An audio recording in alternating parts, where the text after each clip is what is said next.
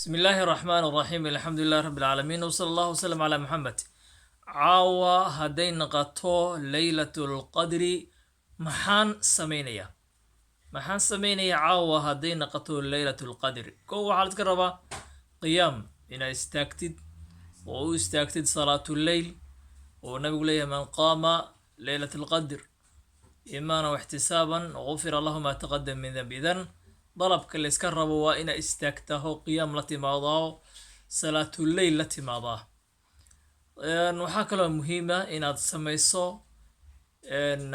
qiraa'atul qur-aanka inaad akhriso. haddaana qur-aan ka saynin qur-aanka kugu dhiban yahay akhri qul huwa allah, waxay u dhigmataa thuluthul qur-aanka oo 3 loo dhigay ayay u dhigmataa, iyo qul yaa ayuhal kaafiruun iyo aayatul kursi iyo suuratul faatixa.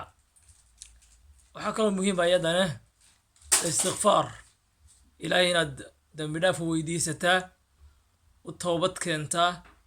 sidoo kale maadaama ducadu mustajaabo tahay, ka faa'iideyso waqtigan qaaliga ee ku duceysa weliba ducadii Caaisha la baray, allahumma innaka cafuwun tuxibu alcafwa facfu canni, iyo ducooyinka lamid ahoo inaa muslimiinta o dhan u duceysaa. u duceey adiga iyo waalidka iyo mu'miniinta oo dheh rabbana ighfir lii waliwaaliday walilmu'miniina yowma yaquumu alxisaab. sidoo kale badi kelimada ah yaa da aljalaali waalikraam, oo nabigu leeyahay aliduu biyaa da aljalaali waalikraam. sayidul istikfaar hamoogan oo ah allahuma anta rabbii laa ilaaha illaa anta khalaqtanii. ducadaas oo dhammaystirna hamoogan ilaa idankiis.